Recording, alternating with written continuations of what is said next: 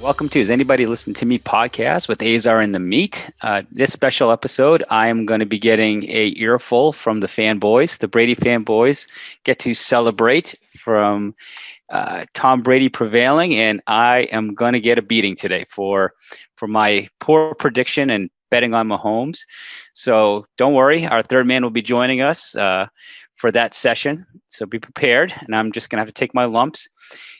Good thing I didn't make any bets where I had to shave my head or anything like that. So I'm very fortunate in that area. And then we're going to talk a little bit about a WandaVision before our third man jumps on. And then I'm just going to share one quick beer review for you guys. All right, Big Meat, how's it going? It's going very well, Azar. Very, very well. And I'm not going to do what I did last time and start jumping into the whole Super Bowl talk. I'm going to save that. I'm going to save that for later when the normal segment happens later on. Maybe if we could get Jarvis to jump in here. It's just the two of us now, but Jarvis might be popping in a little bit later, which I'm sure he's chomping at the bit too to start jumping on all over you on his prediction as well. Although he did predict the Chiefs to win. He did predict the Chiefs to win. He did, yeah. But he was rooting for the Buccaneers, whereas you were rooting for the Chiefs and predicting the Chiefs to win. So that's like a double whammy right there. But we'll get into that later. I'll be patient. I'll be nice and quiet. I don't need to even say anything. Do I even need to say anything at this point? No. Can I just smile and grin? It's just disappointing to have you be right and call every week correctly and predict the Buccaneers to win it with Tom Brady. I actually, as a Buccaneers fan, it hurt me because I wanted to wear my Mike Allstott jersey. My wife asked me, she goes, "Why aren't you wearing your jersey? What's going on?" And I'm like, "I can't because I'm rooting against them because of John, Big Meat." And she just started laughing, thought it was crazy, but you ruined the Super Bowl for me because I can't take you being right. No Patrick Mahomes fathead for you. No parade. You're talking about this parade. You're going to drive by our house with the big red truck, the Kansas City Chiefs colors. Well, that's true. It was a heartbreaking. But before we get into that, I'm going to just talk about what helped me get through the Super Bowl because it wasn't a very exciting game. I mean, you felt like the Buccaneers pretty much had control. Sure, I thought it was great, but yeah. It was a one-sided game. I mean, you didn't really think there was any risk the way they were playing. But to get me through it, I'm just going to share my recommendation to help me get through it. I actually drank more beer during the Super Bowl than I had in a long time because just to soothe the pain of the Super Bowl and Mahomes and the Chiefs falling flat on their face. But I want to recommend if people haven't been seeing this in the liquor stores or in the markets, there's a brewery called 603 Brewery that is right up here in Londonderry, New Hampshire. And they actually have a restaurant, and it's something actually I think I mentioned before. It's one of the breweries I'd like to visit, but I never really tried one of their beers. And I actually tried their Scenic New England Session IPA. I'll show it to Big Meat on the camera so we can see it. And it's actually an interesting beer. It's a citrus beer. It's got that citrus flavor that I think what is it, like a Blue Moon typically has like that citrus flavor, right? Sure. Yep. Thinking of that one. But this one's an IPA, so you can definitely taste the citrus, but it's still got that like IPA aftertaste. It's weird, but it works really well. The combination works really well, and it's so smooth. You don't even I don't really normally drink IPAs, but I've got to say this particular IPA, they were going down so fast during the Super Bowl, and I really enjoyed them. So if you haven't tried it, give it a try. It's in an orange can, and if you like that, it's lighter IPAs. It's definitely a way to go for it. So you like IPAs? Normally? I don't like normally I don't. I'm not a big IPA guy. Yeah, me neither. I don't like IPAs. Just something with the flavor to it, like the bitterness to it. I'm just not it's that hot. I don't think I've ever tried an IPA that I've enjoyed. Yeah, I think you'll like this one because I always find like the IPAs have like that heavier, hoppier beer. You can taste the hops in them. Yeah, and like I said, it's weird because it's a smooth citrus in the beginning, but at the end you can definitely taste like that hoppiness from like a typical IPA. So again, I don't normally reach for them. I was trying to find some like some stouts and stuff, but where I was shopping at the particular market I was at didn't have something that really excited me. from a stout perspective. So I tried it. So definitely give it a whirl. I think it was worth it, and it's a little lighter on the alcohol. It's only 4.5% alcohol, but it does the job. I was feeling pretty good after the Super Bowl. Mm-hmm. The drama. Yeah, if it's anything like a Blue Moon, yeah. If it's anything like I like Blue Moon, but it's it doesn't have the smoothness of the Blue Moon. Like it's weird because, like I said, like the Blue Moon is citrusy all the way through, right? But you don't taste any IP, like the hops at the end of it. Yeah, right.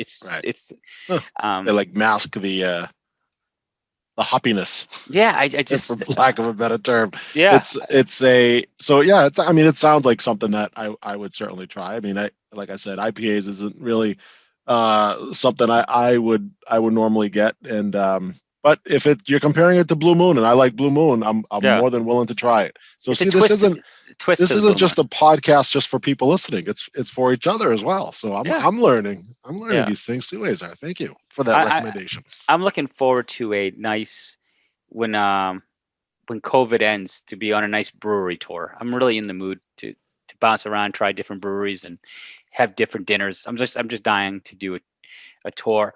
I think that's the place I mentioned had like the igloos outside their place that you can sit, but I don't know how COVID safe that is to be in an igloo. Combined, but when spring comes, which isn't far from now, I'm looking forward to hitting some of those breweries and do some outdoor dining and some drinks. So yeah, definitely. I think we're all looking forward to that. Yeah. Geez, we just can't wait to just get out and go back to some normalcy again. And I'm just begging for a vaccine at this point. I just don't care. Yeah. I'll take it from anybody, anywhere. That's right. So, if a van drives by and says I'm giving out vaccines, I'll be the first one in line to get a shot. I heard, was it CVS or somebody they were gonna start carrying it. I mean, probably not till later in the year at some point, but New Hampshire Walgreens is getting them. We're getting they're partnered with Walgreens with the state, and they're getting a shipment. Oh, okay. But again, so maybe it was Walgreens. Maybe I was confusing the pharmacies there, but I wonder how that would work though. Do you just it sounds like you have to make an appointment, walk in? Like, what do you do? I think if you're in the first phase, at least in this state, if you're in their first phase, they're letting you go in and get vaccinated. So I guess the people in the first phase, they're so backed up until April. So they're trying to get these people in sooner because they're all the really high risk people. So I think we're going to be a while. Like I tried to see if I can sneak in and I didn't qualify.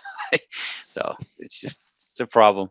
But hey, hopefully eventually we'll get vaccinated. You got to walk in with like a lab coat. Yeah. You're like, yes, I'm a doctor. I just gotta say I teach or something. Like become a substitute teacher for like a week and then say I'm a teacher. Like, why can't I get it? Like, here's my ID from the school. No, all you got to do is just break the law and go to jail, and you'd be an inmate, and then you get the vaccine. That, or I could have just went to Florida. Florida, people going there for vacations and getting their vaccines. So might as well. Right. Yeah.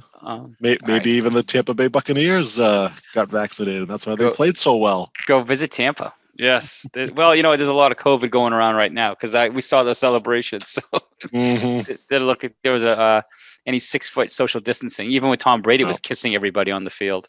Yeah. So put all that to the side. All right. Well, before the third man jumps in and starts doing his WandaVision and all that nonsense that he typically does when we talk about WandaVision, let's get that out of the way because episode 5 kind of just did what you were saying. It was going to be like a hybrid of both flashbacks and I think our third man is coming in just in time to spoil. But there he is. There he is. Yeah. So he's welcome, banished. Jarvis. He looks like he's banished.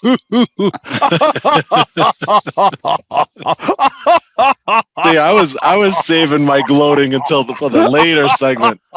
But he's just jumping right in. Oh, this podcast is over. Can you wrap it up? It's a little bit of the Mr. Roper laugh I see there. That's pretty good. That was my best you drafted Joe Mixon impression I could come up with. Mr. Roper would be proud. That was well done. Oh, man. Well, Big Meat, our third man's here. Are we going to jump into WandaVision, or do we want to just go right into the pain? Yeah, I'd say we just started WandaVision. Let's get through the WandaVision. We'll do a quick one. We'll do a quick little WonkaVision, quick little review here. Just WandaVision Just to Part get it 5 over go with. well? Everything's good in the Chocolate Factory? Excellent. And I'm guessing you haven't started watching it, Jarvis, because No, now that I'm you in finished protest of the Mandalorian. stupid name. Oh, come Oh. on now. Come on now. You got to give it a chance because it's getting good.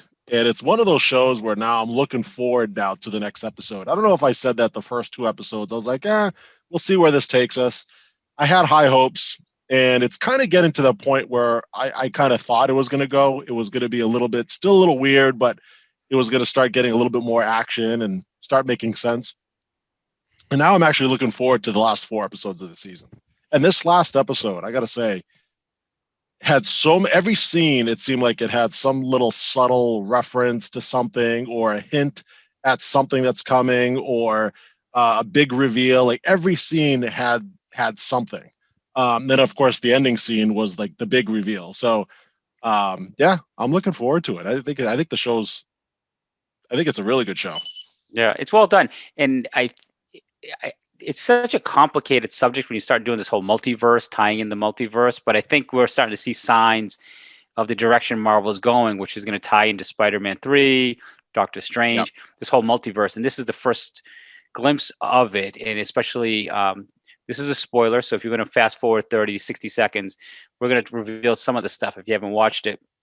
But when her brother shows up, it is interesting the character they chose. They didn't go with the existing character from the Avenger movie. They didn't bring him back from the dead actor. like they did Ultron. I mean, like they did with Vision. They went with this other guy that played Quicksilver in the X-Men Apocalypse movie. So it's an interesting that there's been all these rumors that they're trying to find a way to bridge the X-Men universe into the Marvel universe because they spent a lot of money for that X-Men franchise to bring it in. So this is kind of like a glimpse. If this character is her brother and she accepts him and they starts revealing that he's from a different dimension or whatever. Yeah. Now we just open up a door of possibilities that are going to anything can happen. Really, anything can happen. And I believe what she says towards the end, like she didn't really create that place. She's got some control over it, of course, but and she's happy to be there. But she says she's not in control of everything. And even when like the doorbell rang and he answered the door, it wasn't like she came up with him, right? He just kind of appeared and it seemed like, something else is at play. So you're right. I think it could open up the door for so many things. And I think this is Marvel's way of pushing the movies further along, because when Endgame ended, right, that was the death of Iron Man, Captain America was done. It was Thanos. So you're building that up movie after movie after movie. And then moving forward, it's like, well, are they ever going to have the big budget movies like they've had in the past? I was kind of worried. I was like thinking, I don't know if they are. I don't know if everybody loved the Iron Man character. He's not going to be in any of these movies anymore. Who's going to help carry the franchise forward? And I think Marvel, this is their way to say, okay, we got to move a little bit faster here to introduce X-Men, to introduce maybe even Fantastic Four and get that franchise back into it. And that'll get people excited again to want to watch the streaming shows and the movies that are coming out. So if this is what's happening, then they're going about it the right way. I agree. And to your point, I think we talked about it before the podcast, but just that the FBI agent Jimmy Woo saying that she's exhibiting power they've never seen from her. Like her power is either amplified or it's being somehow like extended based on something, and we don't know what that is. And he made a comment about bringing Vision back without an Infinity Stone. How do you do that? So where is she getting that power? Where is she drawing her power from? And who is drawing that power for her? So it's going to be very fascinating who they end up. Is it a villain or is it someone helping her? Like I'm curious, like which direction do they go? Is there like an underlying villain that we're just not aware of that's going to get exposed to this? Or is this something that she made a deal with, like you said, the deal with the devil, or that's what I think. I think you hinted at that over text a few days ago. Yeah, I think that's probably what it is. It's a little bit of a deal with the devil kind of thing. I'll bring back Vision. I'll bring him back to life, but you gotta stay here, and for whatever agenda he has going. But I think you're onto something about that. And I did my own digging, and I think we talked about it. I mentioned to you that I was trying to see, like, is there an Infinity Stone that still existed outside of this time, out of the Endgame timeline? Did any of them survive it once Thanos destroyed them, and they all went back in time to get them back and all that process? And as far as I can tell, is that the research I did is that that time jump in Endgame when they went to go back to get Loki and the Tesseract, that stone, he escaped with the stone. So they were saying he created his own new timeline. So if there's a multiverse component, could Loki come back into? Could he be the mischievous person that's somehow, because he's big on illusion and creating illusions? Because you saw that in Thor Ragnarok, he created this whole, like, he was the his father for the whole, like, impersonation. So who knows? There could be endless possibilities. So could X-Men be coming in? Could Loki come in? Could there be a whole new villain coming in? It's just, now you're just waiting to see, and there's only 4 more episodes. So yeah. So it's very and finally, exciting. that last episode was as fairly long one compared to the other episodes. This was 40 minutes long, so it was good to finally see like a longer episode. And by the way, I did say this some time ago. So with Disney Plus, and I think Amazon Prime does this, and a few others. I think maybe Netflix might be the only one that just releases all their episodes at once. So I said, for the success of a show, right, you almost would want to release it week after week, because look at this show here, right? They're 5 weeks in. Here every week we're talking about it. People are talking. You see it online. There's articles all over the place, week after week after week. Whereas something like Cobra Kai released all the episodes all at once. People watched them all at once. They talked about it for a few days, and then it was over. Like, nobody talked about it ever since then. So it's almost better for a streaming service. As fans, like, we don't like it, right? We just want to watch them all at once. We don't want to have to wait. But from a business standpoint, it's almost better to wait and release them every single week. Now, Netflix, we talked about this too. They have so much content that it doesn't even matter, right? Every week they're releasing something compared to some of the other services. But yeah, just a thought there, just as a comparison to when we talked about Cobra Kai. We had one podcast episode, we talked about it, and it was great. We all watch it, and then nobody talks about it afterwards, whereas this is still going several weeks later. Yeah, no, I agree. And the Tiger King is the same thing. It's a phenomenon. It lasts. It makes them money, but I don't think they have, like, some of these other. And I think Disney is really the only one with the platform. Maybe HBO. Like, if HBO comes out with, like, their new revised Game of Thrones that they're coming out with, I think HBO or Amazon's doing like a Lord of the Rings. There are franchises that you can do that with, because there's a lot of name recognition. People are into it. Where I think when Netflix relies on a lot of these, almost like, not I don't want to knock the quality of them, but they are like kind of like B grade, or quality characters that they just kind of create, and you hope it sticks. You know what I mean? Right. There's not a history there for them to, like, pull characters from television shows, and, like, they don't own the rights to, a lot of these things. So yeah. So it's more challenging, and I think it's tough for them. The genie's out of the bottle. Like, this is what you expect from Netflix, and I think the best thing that I loved from them was what they did with the Marvel franchise was so well done. And I think there's rumors of some of those characters being somehow integrated into the new platform, which would be fantastic, because I think there's a loyal fan base that would follow that. But yeah, they want to see it. Yeah. Anyways. And now too, just from the Super Bowl commercials, right? You see that Paramount streaming service now. I forget what they call Paramount Plus or whatever. Yeah. So there's like another streaming service. I know Yellowstone's a big show. I actually ended up binge watching that recently, and a decent show, but it's got a huge following. And now with the new Paramount streaming service, now is Yellowstone going to move to that? Is that going to be another monthly service that people are going to have to pay for? Yeah. There's too many. It seems like they're just adding up. At some point, they got to kind of have a service that kind of compiles all these together at a discounted rate. I don't know how they're going to do it, but you're back to almost like paying for cable again. Yeah. Maybe, like, by the time you're done with all these things. And I really enjoy the HBO Max platform and Netflix and Disney. If everything else disappeared and you said, well, there's no more Amazon, I'm happy with those 3 platforms. There's just so much content on HBO Max. They're releasing some of their movies on it, which is great. Disney Plus for obvious reasons. And then Netflix, I think they just do such a great job. I mean, they just pump content onto that thing. So I don't know. I hear what you're saying. I'm not investing in Paramount Plus. It's not. I have no interest in it at all. There's nothing on their shows that I'm like that excite me. But they do air the Indiana Jones marathon at least once a month. So if that disappears to Paramount Plus, I might just have to splurge to have that access. Oh, they always have a lot of good movies. They have like the classic movies like that are always on. They're just replaying every night or whatever. But in terms of television original programming, I don't think there's really much there. But Jarvis makes a good point. I mean, if you love, like, Indiana Jones is on Netflix right now.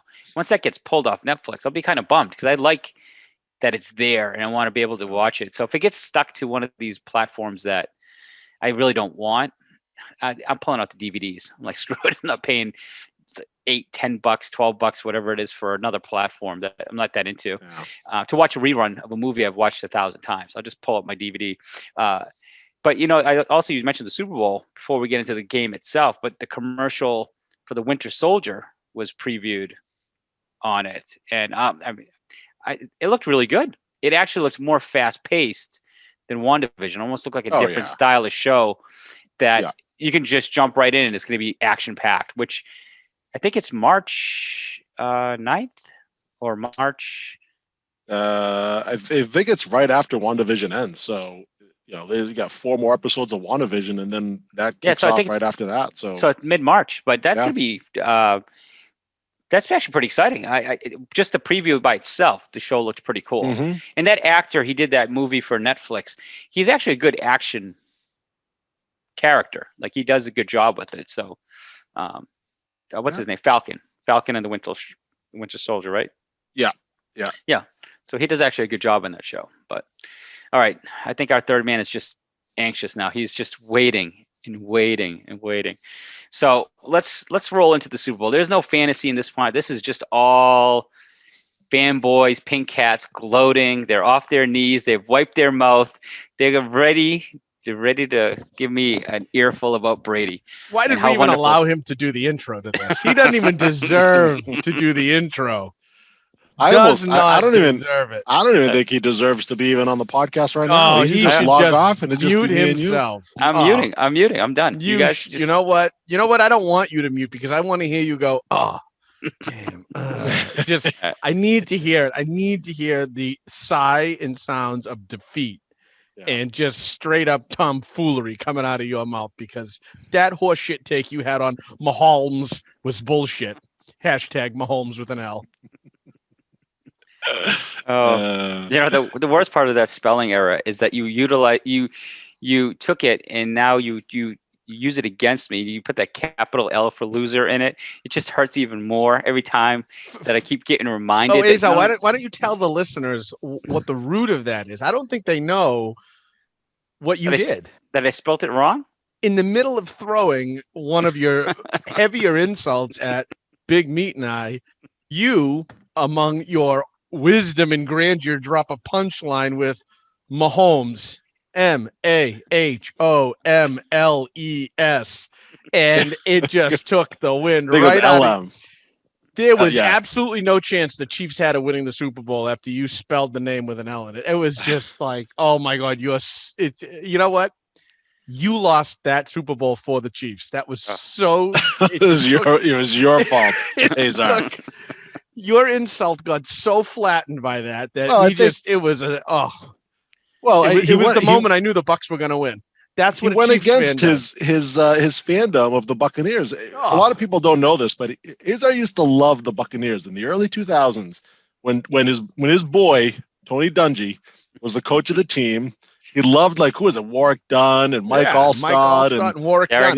He liked the defense, right? He was he has his jerseys. He's got an All-Star jersey. He had a Warwick Dunn jersey at some point. I did. And he refused to wear the All-Star jersey watching the Super Bowl because of the debate that he had with us about wanting to root for the Chiefs. He couldn't wear his All-Star jersey.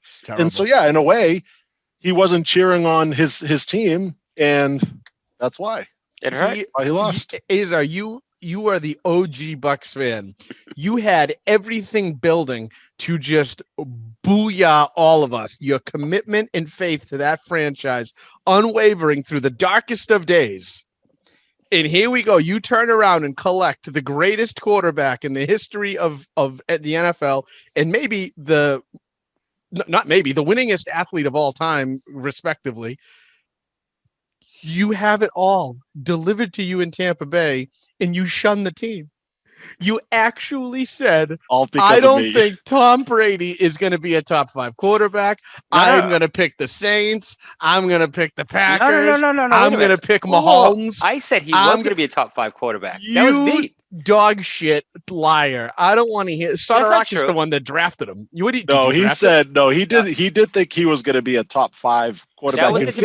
One of you was an asshole about. Which one of you? That was I was actually the one that said he wasn't going to be a top 5 quarterback. Well, don't steal my thunder. I'm on a rant towards Azar. So don't steal my thunder. Let me keep going. This is my heel turn. My heel turn is coming. You are the worst person to team up with. I said this is going to happen. I said I'm so afraid of being on the same side. I'll be loyal. I'll be loyal. I'll be loyal. Yeah, you're just sitting there taking little notes. Hey, I'm backstab him here. We should both be celebrating now together. This is a good thing here. Do you understand how long it's taken for us to join forces? All of the years that we've been adversaries in everything. I think we purposely didn't want to be joined. I think we purposely kind of avoided that every chance. Even if we agreed on something, we're like, nope. I'm just going to pick the other side. I found a way that I agreed with you. I had to find something that we didn't agree on just to have a nuanced difference. In all honesty, though, Jarvis, you did pick the Chiefs to win. You were rooting for the Bucs, but you did pick the Chiefs to win. That's fine. It didn't change the way I viewed the game. I was rooting for the Bucs the whole time. I did not think that Mahomes would suck as bad as he did. I don't give a shit about that offensive line. That motherfucker sucked, and so did Travis Kelce. Yeah, both his tackles though not playing. You're being a little harsh. Factor. I mean, if you think Mahomes was, I'm being harsh. I'm being harsh. He had no time. Terrible. He had highest amount of pressures in the history of the Super Bowl he experienced. And there was a stat that came out. It was ridiculous how much pressure he was. He couldn't step in the pocket. He had surgery on his toe. Yeah, whatever. No, you know what I'm asking for? Do you know what I'm asking for? Do you know why I'm so passionate against Mahomes? Aside from the fact that he, in a press conference, said, I know you're all blaming the offensive line, and you can't really do that. It should be on me. Instead of just saying, don't bring up what everybody else is thinking. Like, your offensive line blew. Your 2 tackles were gone, and the first thing out of your mouth is, well, yeah, the offensive line you guys are all talking about. No, nobody asked you that. Yeah. He kind of just brought it up. He brought it up. Yeah. So get the fuck out of here. Yeah. So here's my problem with Patrick Mahomes. So is it a secret? I mean, no, it was a comment. But you still don't talk about it. It's you don't mention it, right? So now people are going to talk about it even more. Even moving on from that, here's no. Here's the problem with the whole thing. You tell me one series where he did not look down the field to 3 options. Where did he check down? If you're getting blitzed, if you're getting pressured, if you're getting just absolutely manhandled at the line, you go to a 2-step drop and a screen pass. How many screen passes did the Chiefs throw? How many? But he's not the play caller. Oh, come on. They have audibles. You're telling me that the Super Bowl MVP and then the Rookie of the Year and MVP, they can't check down to a goddamn screen pass. He held the ball too long on a lot of cases. That offensive line, right? I mean, that defense was killing him. He was running for his life, but there were times Mahomes, I mean, I remember watching the games and they'd be like, anybody listening to this podcast that knows football knows that if you are getting beat by a pass rush, you set him up for a screen pass. You get the ball out quick. He held the ball on too much, and then he started running backwards, like as if he was gonna make some magic. And what halftime adjustment was made? Yeah, all they did was look down the field. They threw intermediate routes to Kelce, and he dropped every important one and caught garbage time ones to get his stats up. He was ineffective. Tampa Bay's defense was everywhere they needed to be to take away what the Chiefs wanted to do, and the Chiefs never responded. And I don't care if you want to suck Patrick Mahomes' dick like you do and watch him win 6 Super Bowls in a row. I want to see him do something better than what he did. Don't blame Turf Toe. Don't blame your line. Throw a fucking screen pass. Throw a screen pass. If you think the screen pass was the difference of him winning the game or not, No, but I think doing something different was absolutely. I think it was a difference between I don't know if they would have won. It was the difference between a competitive game and putting 9 points, 3 field goals on the board. The vaunted KCD offense put up no touchdowns. This might have been the first game he's never since he's been a starter that they've never scored a touchdown. I can't imagine. I can't remember any other game that even in college he's always scored a touchdown. It's crazy.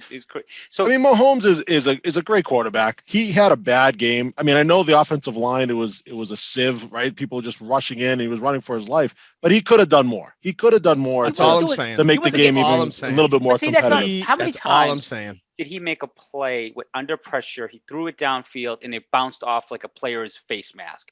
Stop throwing it down the field. Stop. You don't have time to do that. So what is his receivers? His receivers are running downfield. If they're all downfield, don't run downfield. It's called a 5 and out for a reason. He was running the ball for them. He was the best rusher for them. He was trying to make plays. His best tight end. I mean, I'm not trying to defend Mahomes and everything but look at Kelsey. Some of those things, he would catch the ball and he would fall down. I thought, like was he injured? As soon as he had, almost like he was hearing footsteps, he wanted to protect his health. He'd catch the ball and he was on the ground. Like there was barely any attempt to go for any extra yards or try to extend the play. Like I always felt like Kelsey caught it, was on the ground. And then the ones that he didn't catch, he had. Was it Davis on his back? Walking around with him as a backpack. Like every time he's running into him. He's running into him. They did not run one tight end screen. They didn't run a single pick play. And I don't in short yardage. They ran play calling. Audible. You're telling me that Pat Mahomes doesn't have a screen pass on Audible? I don't want to believe that. If that's the case, and don't ever tell me Andy Reid is anything offensively. No, if they don't have an Audible in his pocket, he was outcoached. He's not outcoached if he's at the line and he says, Jesus, I got beat by these 4 guys last time. They're lining up wide. Give me a screen. Just call one screen pass. Put Tyreek Hill in motion and flip it to him. You saw Tyreek Hill. He was going through those. They tried it once. They tried it once when the defense was stacked up. Like they knew it was coming. They never. Here's the thing. They never brought in a heavier formation. They stayed with They had 5 linemen quarterback. That's 6 to 5. So that they had 4 wide receivers and Travis Kelce, or 3 wide receivers, Travis Kelce in the back. Right? Formation the entire game. They did not bring in a jumbo package. They never brought in anything different to try to put in a fullback to try to get some extra space. They never brought in, even if they did bring in an extra tight end, they had him wide. They never brought in extra blocking. They never adjusted. All Mahomes had to do was say, you come in here and block. Call somebody in. It's called a adjustment for a reason. Jarvis is angry. Yes, give him more shit than he did. I don't want to spend the whole podcast talking about Mahomes because I just wanted to really point out the flaws in Azar's support for Mahomes. There's no flaw there. I still think the game wasn't lost by Mahomes. There was plays that Andy Reid, they put in CAH. And he was ripping off some Hilaire. Fuck is CAH? Clyde Edwards Hilaire. That's an E. You fucking illiterate I said CAH. What are you talking about? I want to timestamp this, please. Can we go back? Make sure that you check that out. It sounded a little bit like CAH, but I think he just. Yeah. I think you got to give him a little credit there. He probably just misspoke. He's flustered. CEH. Thank you. Okay, let me be clear for you. There were some plays in the second half. He was busting out some runs. Then they just went away from it. Like, I didn't understand the play calling. I don't understand to your point, you're saying, well, why don't you do some of these jumbo packages? So where were the adjustments by Andy Reid and the offensive coordinator? If those people should be explaining, what was the game plan? You knew you didn't have your tackles. So your game plan is you had these backup tackles and you thought you were going to be able to throw it deep against that front 4. Are you out of your mind? And I just didn't get the game plan. It was a poor shit game plan from the start when you watch that game.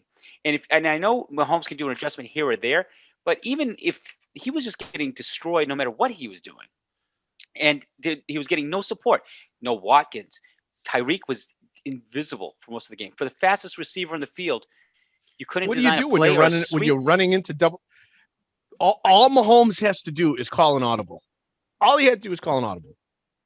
One little audible. A la Peyton Manning type audible. But I think too, even if he did some of those things, I still don't think they would have beat the Buccaneers. I think their offense was clicking. It was about being competitive. They did sure not it could have been a little bit more competitive. Adjustments. But you know, I was saying how they're going to be able to run the ball against Kansas City. I didn't realize how when I look back at the run defense. Now, of course, it's all skewed, right? Because over the season, if Kansas City's scoring a lot of points, teams aren't going to run against you to try to catch up. They're going to try to throw. So their run defense looks a little bit better, but they weren't a very good run defense. And it showed really in the Super Bowl. They were using Fournette and Ronald Jones. And every time they needed to get that, even in the second half when they were up and they were not throwing, Tom Brady had 9 pass attempts, 9 in the second half. They were running the ball one after another, and they were still getting first downs. Mm-hmm. I mean, it's like, how do you do that as a defense? So, I mean, you can't deny Mahomes is a great quarterback. He's going to be great for his entire career. I'm just happy that he didn't win his second. He didn't win his back-to-back. Mm-hmm. We don't have to listen to his girlfriend yapping on social media. Now his mother's complaining about like the referees and like, you know, throwing shade at Giselle. They were not ticky-tack calls. That's what I would say. That Chiefs team was abusing. You were texting throughout the Super Bowl, Azar, and I couldn't tell if you were just joking, whatever, saying like, "Oh, the referees." I said, I don't see that at all. I actually went back and watched the game. I fast forward through all the times, and I kept trying to find the one play that was like a ticky-tack call or something with the refs. I didn't see any. I couldn't find one. There was one play I remember towards the end of the first half that I saw, but other than that, it wasn't just my view. Like even if you watch the halftime show, I forget which one of the hosts that was doing the halftime show said it. They said like, look, just let him play. Like it's the Super Bowl. What are we doing? They did say that. I remember that. And it's, to me, like that's what I felt. I felt like. Were you listening to the Kansas City radio broadcast? No. So no. I heard it too, but it was on the broadcast. But the thing that drove me nuts is that even if you take away those penalties from the refs, the Kansas City defense was making so many stupid mistakes. They were screwing themselves. Like they were like so undisciplined. But those were legit holding calls. And even Tony Romo was calling it. Tony Romo said all season long, their defense is known to hold, and they get away with it. Then they weren't getting away with it in that game. And when you look at the replay, they were clear holding. They were clearly holding on the receivers. But why? It seemed like it was one side. You can't tell me the Tampa Bay defense wasn't physical. There was some plays where I forget if it was Davis, whoever the linebacker was. They were on Kelsey's back before the ball was even near him. No penalties. Like they weren't playing him as tight, but they were playing. It was almost like they were looking for Kansas City. No, I think Kansas. In my opinion of it, Kansas City was much more blatant. When you watch some of their D-backs, like they had that the hip was, you could see the arm hooked around the hip, whereas when you watch Davis or the other one there, not Ward, no, the other linebacker, there's Davis. It was anyway. It doesn't matter. We'll figure it out. You're gonna get an R3 check on that one. Listen, number 40. But there was. When they were on Kelsey though, like there was impact, but like hands were in front of him. It was body on body. It was, you have a right to the ball, I have a right to the ball, and it just looked like two beasts colliding. It wasn't like the D-backs, which were looking like they were ballroom dancing with the wide receivers, or what's his name there, the Breland or Ragland or whatever, smacking Mike Evans in the ankle as he's blowing by him for a touchdown. He's you know what? I'm just gonna rip your ankle out from under you so you don't catch this. Like, come on, what are we doing? He wasn't gonna catch that anyways. That was way over. Oh, you're out of your mind. Mike Evans had a beat on that all day. Debatable. Oh my God. If he laid out on that, he probably would have had a chance. Even if they could go back in time and look at that's not. Get Amazon Web Service on this. Next Gen Stats can like superimpose him running and like draft him if he was going full speed. They can. Oh, absolutely. My God, you are out of here. Full pink hat mode tonight. No, they even said it. I remember even the broadcaster said it was close enough. So it wasn't. You could argue that, but it was close enough. They weren't even. Even if they could challenge it, they wouldn't overturn it. Yeah, it was No. too close. It was too close. It was, and you can't say, oh, he couldn't have caught it, but it was a little bit over his head. But anyways, that's not what. At the end, that first half, all right. Even if you argued the refs played too much of a role, it didn't happen in the second half, and they still couldn't do anything. So it doesn't matter. Like at no point did you feel. At least I didn't. I felt like Tom Brady was in full control of this game. Like there was no chance he was going back. And he's going to go down. Like Jarvis said, he is now officially the greatest athlete of all time. There's nothing you can do. But I'm happy for him. I know I'm crapping on Big Meat and because I don't want to be right. But he was right. Meat called it weeks ago. It burns me that I have to deal with the grin through. See, I think you should have said Tom Brady was the greatest quarterback even before the Super Bowl. Like I think you made a subtle. I did say that. I did say he was the greatest. Well, you dropped something. I remember, I think it was last week. You dropped it. It was subtle because I went back and listened to part of our podcast, and you said something like, "Oh, Tom Brady's going to go down as a top 5 quarterback." And I said, "No, really? I didn't say he. No, he is the top. I know what it is. I'm not that." By the way, to make sure R3 isn't mad, it was Devin White.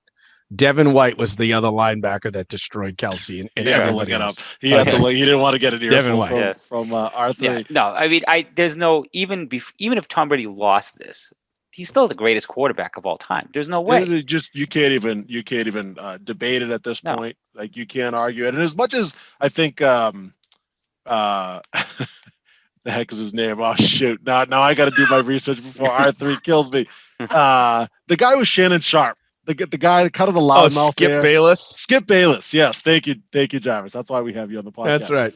So even though he's a little bit of a loudmouth and he could be obnoxious, he's right. He says a lot of things. I mean, he tweeted something out yesterday saying, or last night saying, if you ever thought Tom Brady at 43 years old was going to go to a new team with no preseason, beat the second-ranked defense in Washington in the playoffs, then go through Breeze, go through Rodgers, go through Mahomes, and win another Super Bowl.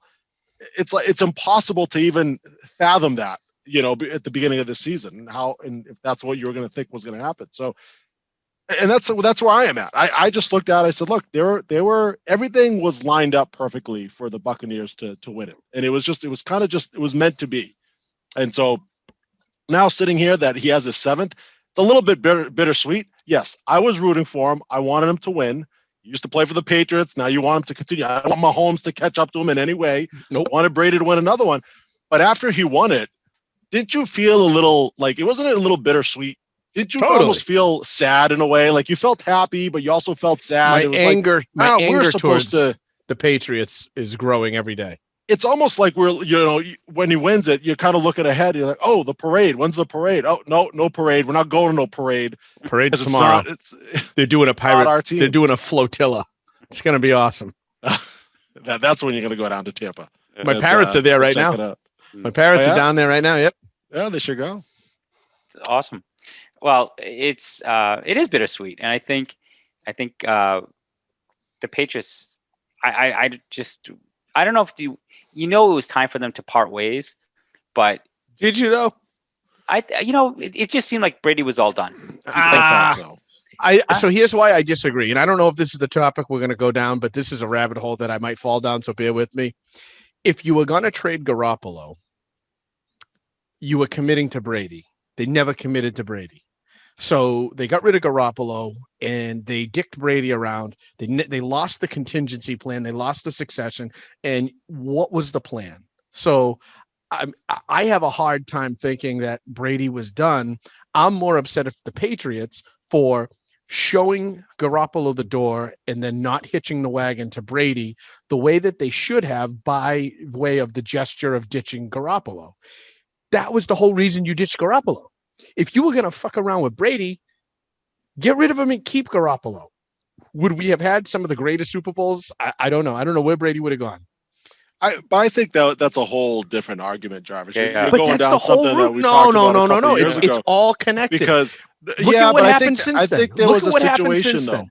They gave Brady a 2-year contract. Then he signed a 2-year contract, and he went to the Super Bowl and lost the year after to the Eagles, but he won the MVP. The second year of that deal, he went to the Super Bowl and he won. And they dicked around and gave him like an extension. He had that 1-year little fluff piece thing, and he was miserable the whole year. But who's they? When you well, say Belichick, right? So it has to be Belichick Okay. because he's Yeah. the GM. So if Belichick's the GM, again, I don't know. I don't know what Kraft signs off on, or if he lets Belichick be carte blanche on the contracts. I think whoever has the negotiation in New England. But I think the story there is Belichick wanted to move on from Brady. He wanted Garoppolo as his quarterback. Then he should have done it. He was planning on not re-signing Brady and just going with Garoppolo.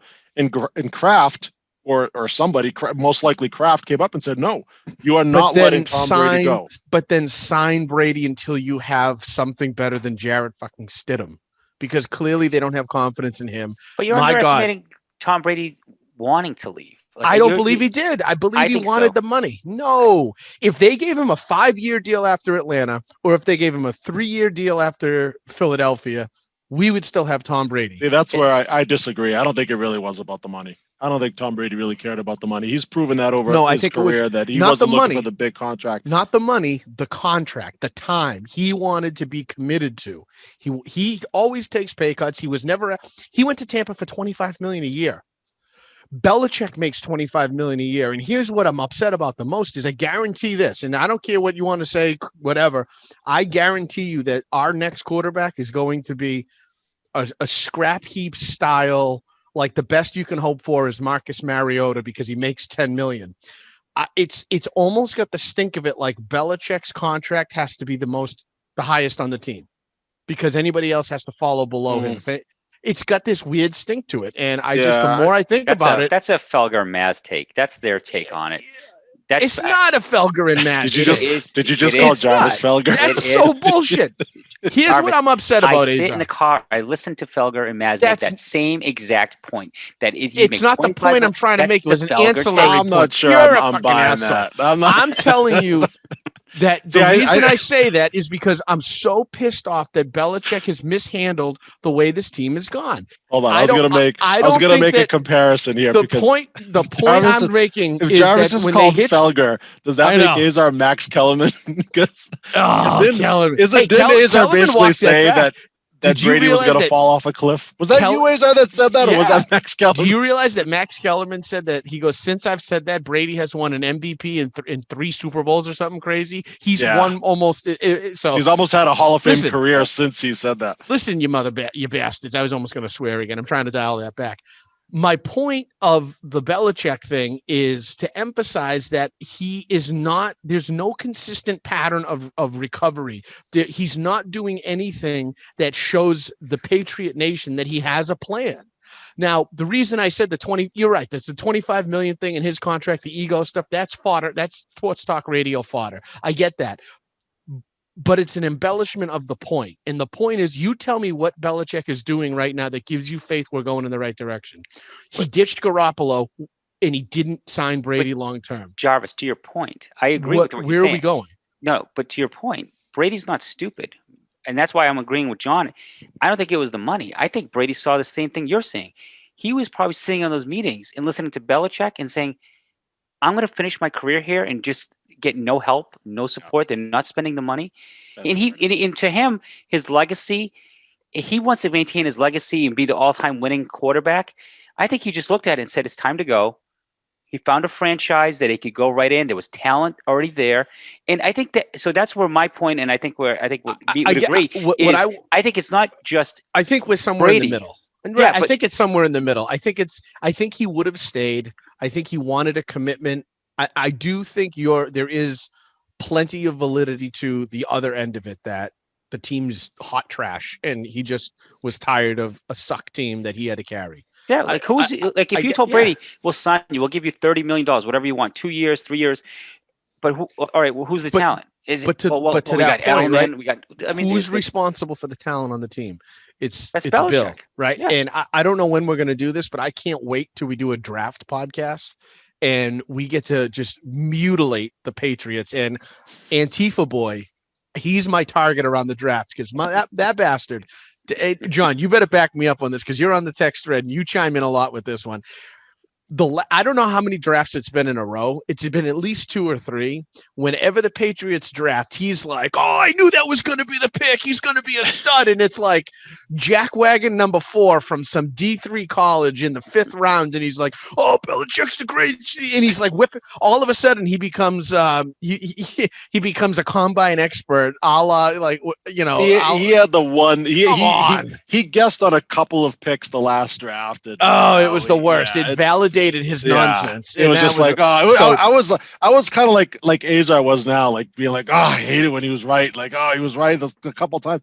So we'll see how he does in this draft. If he can do it again, then hey, hats off to him. But let's see if he can do it again. And that's fine. And I can't wait I can't wait till we get to that point. But like the point today is I'm terrified as a Patriots fan that we have no direction as a franchise, that in the sports radio take about Belichick's ego, like there's got to be some validity to that to a degree, because there's no, like, he's not doing anything different to, do you put stock in the whole vacation thing? He turned down the Senior Bowl. There's no combine. Like, where is the coaching passion that like he's trying to get in to make, because they can't afford Carson Wentz at 30 million plus cap hit.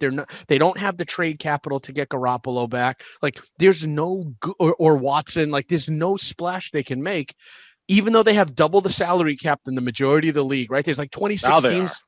They have double the salary cap than 26 teams in the league. They can afford anybody, but they can't trade because they have nothing. So who's the biggest free agent out there? I think all the quarterbacks are trade, not free agents. Yeah, I'm still in the mindset in Bill we trust, because we had this discussion a couple of weeks ago on a podcast, just when it was just Azar and I, and it was. What do you mean by that? I wasn't implying anything. I was just trying to say it was a much quieter, much calmer podcast when it was just me and Azar. But what we were discussing is how 20 years with Belichick being here, they're winning division after division. Sure, Tom Brady's here, right? It's a big factor. I think he's deserved, or he's earned, one off year, right? He tried to bring in Cam Newton. It started off like pretty well, and then it just fizzled out completely, and it was just a big mistake. They had no money under the cap.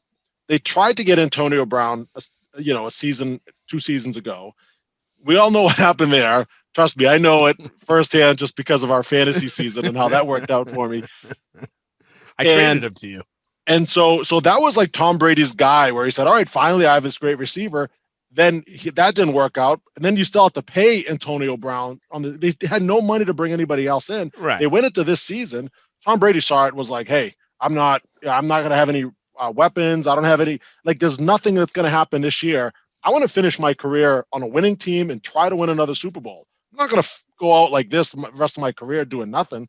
So I think it was almost a mutual agreement between Belichick and Brady is why they split up. But, yeah. But I think with Belichick with the Patriots having this last bad season, and they still were what was their final record? 7-9. 7-9. For the offense that they had to still go 7-9, it was. It's not great. Not great. I was telling Azar this a couple weeks ago. Give me another year. Let me see Belichick. Let me see what he does after this year. I'm not like that's a talk radio Felger and Maz thing where they're like, call for his job. I'm not saying that. You're right. The 20 years he's got great. I actually give Belichick a lot of credit for some of his drafting. It hasn't been for the last 5 years or so. It's been like, to go back to Felger and Maz, it's been like he's throwing a marker at a board or the drafting is awful. It's been awful. Atrocious. No doubt. But you know what? He still manages to put a team together to compete every year. I mean, not last year. Exactly. But again, one season. It's the rumors are that they're going to go heavy in free agency. Yeah. I don't necessarily know if they have like salary to spend. And they do have 10 picks in the draft. I know he's not good at drafting, but he does have a lot of picks. He's got a lot of things that he can move around. Yeah, but those picks don't, like, if those picks added up to where he could stock second and third rounders, that's what I'm looking for. Get flush with second and third rounders. And again, if they have 10 picks, there's 7 rounds. So that means they have 1 in every round plus 3 extras. So I don't know where those extras fall at this point. But like if they're in the second and third round, then I'm okay with that. Even if he trades the 15th overall pick, because I'll tell you what, I don't want Mac Jones because I think at 15 he's not going to deliver. But if you can trade out of that and he falls, now we're talking. I don't mind Mac Jones in the late first or early second. I'm fine with him because he's got the highest thing he's rated on is his processing speed. So like how quick his checkdowns and he makes the progressions. That's all the Patriots offense needs. Now we get Mariota, which I think for whatever reason, that's what all the noise is going to be because he makes 10 million and John Gruden will sell him for a bag of donuts. I'd rather have Cam Newton. I wouldn't go that far. I'd rather just stick with Cam I would Newton. I would talking rather Marcus Mariota. There's rumors Teddy Bridgewater's looking to get. They're trying to move Teddy Bridgewater too. He's making like 18 million a year. But they're looking to move him, so there could be something to get him on the cheap. Yeah, but what's the cheap if they're not eating his salary? Because the Panthers are in play for who are they in play for? I heard a rumor today, and I don't notice. I didn't substantiate it with a couple other sources, but I'll think of it. They were in play for someone. Maybe Wentz. So I heard that too. Yeah. So if they're in play for Wentz pays $30 million a year on the salary cap, and they're asking for the Stafford deal. Now, Stafford had to give an extra first round pick because they were taking Goff in that awful contract. So the Rams had to give up more, but Stafford still commanded way too high of draft capital to then that's what Wentz is going to get. So they're asking for 2 first round picks. Carolina would be stupid to give that up. Yeah, not for Wentz. I don't think he's worth it. No. Wentz should go for a second rounder and something else. Second and 4. That might go to your point, Azar, from when you said why not go with Jalen Hurts and get rid of Wentz? And at the time, I think people were saying, well, Wentz makes too much money. They're stuck with him. But here they are talking about them getting rid of him. Yeah, I just couldn't see how you can go back to him. Yeah, there are some beat report. The Athletic in Philadelphia is reporting that he's going to be traded by the end of the week. Yeah, it should be interesting where he goes. But that's a fantasy show for next week. So just for the sake of time, let's just wrap it up. Not wrap it up, but bring it back real quick. Kind of make this like the final segment. Let's take this Super Bowl from a fantasy perspective. What you saw. Tampa Bay's defense, based on what we saw, would you say they are going to go into next season as the top defense to draft if they can retain? No, not the top. But one of the top defense. Yeah. Top 5. So he drafted.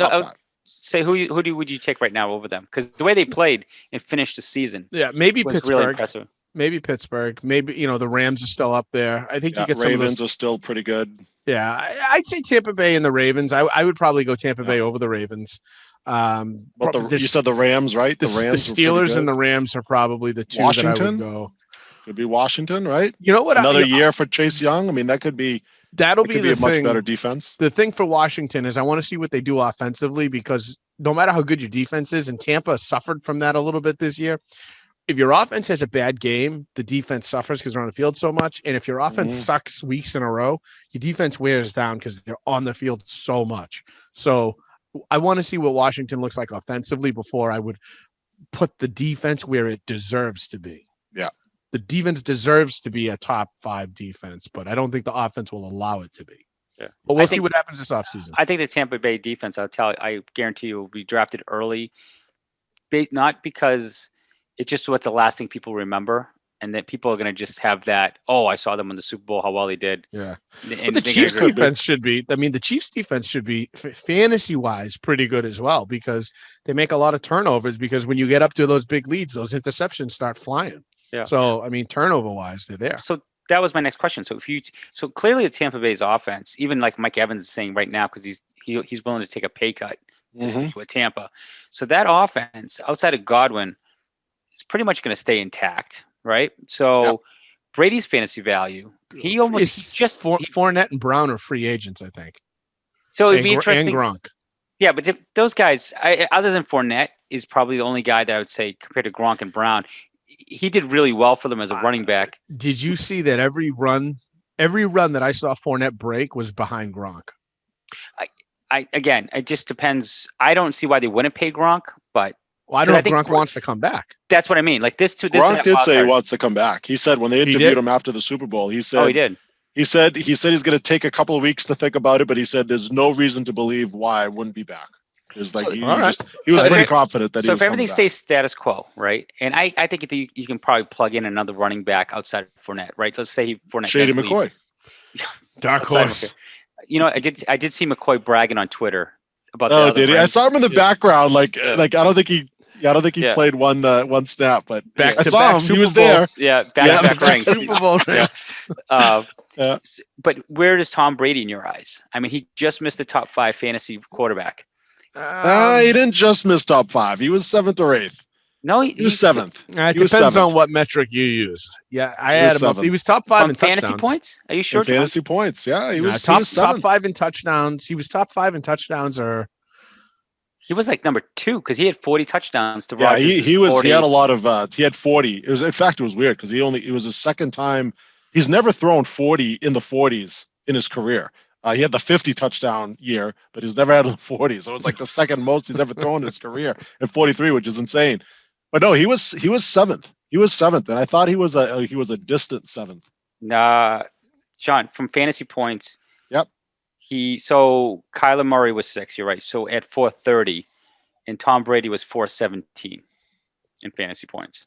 Yeah, but he was top 5 in touchdowns, right? So but his yardage, Kyler Murray's up there because of the scrambles. Exactly. I was going to say, so if you took it based on yardage, like passing yards, he falls number 3. Yeah, but we're not talking about yards. We're not talking about touchdowns. No, but the relevance of that is look what happened to Mahomes in the Super Bowl. He gets a little bit of turf toe, and all of a sudden those scramble points are gone. And I know Mahomes scrambled on the first 2 drives or so, but he didn't really do it after that. He tried to make the chunk plays, and Kyler Murray, what you saw in the Super Bowl of Mahomes is what the future of Kyler Murray long-term has. So you're going to get some of these flash in the pan games. And yeah, he's got a good arm, but he's 5'11" and relies on that elusiveness, which he's going to get clocked by Davis or White one day and see you later, pal. So I discount those scramble yards. But my grade up coin is touchdowns and interceptions. Tom Brady's going to be in the 6th or 7th round as a quarterback. And I think he might actually be a bargain for the production he produces. Yeah. Well, we had the top 5 quarterback discussion a couple of weeks ago, right? Yeah, Tom Brady wasn't in any of our top 5. Yeah, and now you have to reconsider. In fact, Jarvis had Herbert. Well, so I still think that like Herbert's going to refresh the scrambling quarterback thing, right? So I like you take Kyler Murray, you take Dak Prescott, you take Russell Wilson. Which, by the way, did you hear today that Russell Wilson's demanding a trade? Oh, really? I don't know if he's demanding. They were asking him. There's rumors. He's pressing the Seahawks to trade him. Oh, yeah, Walter Payton, Man of the Year. And I think that's from what. And again, that was talk radio. A gift to. Well, that's where I heard it. I don't. Yeah, they didn't make it up. It was sourced. That'd be a shock if they traded. I think it's just to put pressure on the organization that he needs help. Like they need help. Like I'm sure there's a reason for it, but it had come up today, and the same way. Like it wasn't them saying that, it was. They had reported that they heard it as well. Well, I don't want to get too much into we had the top 5 quarterback discussion, but just real quick and just running through some of the quarterbacks that I would take before I would take Tom Brady next year. Aaron Rodgers, Josh Allen, Patrick Mahomes, Kyler Murray, and I would even say Lamar Jackson. I think Lamar Jackson's going to come back strong next year. And that's not even including Deshaun Watson. Did I mention Russell Wilson? Nope. It would be another guy. So, and then Herbert, if you're really that high on Herbert, there's a lot of quarterbacks out there that can put up, big numbers. So, but to my point, like what I was trying to make is that you could wait in the draft. Say you're one of those people that said, I'm going to wait on my quarterback. Yeah. If your strategy is like, look, I think I can get away with a solid team and Brady just be functional and draft him 6th, 7th round. Not 6th or 7th. He's not going to last that long. He went in the 5th, right? That's because of you. That's because of you, because you have those Tom Brady eyes. But think about all the quarterbacks that were taken by the 5th round.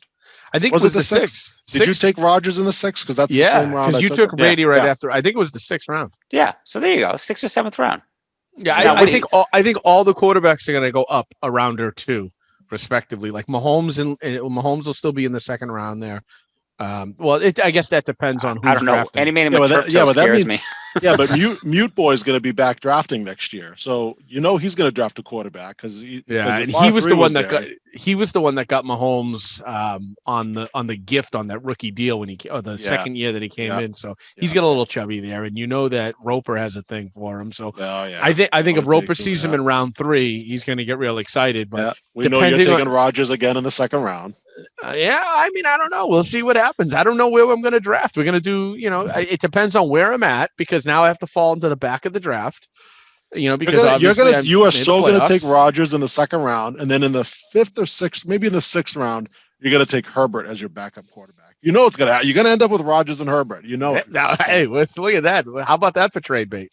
All right, guys. All right. So let's do some closing thoughts, just because the podcast is going to get long again. So Meat, last closing thoughts about the Super Bowl. For me, I was going to say Tom Brady, well-deserved MVP. I know some people were saying, well, maybe he shouldn't have deserved it, but they're not there at that point if he didn't have the first half that he had. And like I said earlier, he had 9 pass attempts in the second half for 60. I wrote this down earlier, 61 yards in the second half, throwing 9 pass attempts. He didn't need to throw. He could have kept throwing, and he probably would have thrown 4 or 5 touchdowns in the Super Bowl. He almost had a 4th one was it the offensive lineman that was eligible, and he caught it, and the guy punched the ball out. Punched out. Yeah, punched out. Yeah. When you're a lineman with those big hands, you should catch the ball. I mean, that pass. I mean, the first touchdown pass to Gronk, right? It was a little screen, and he ran in.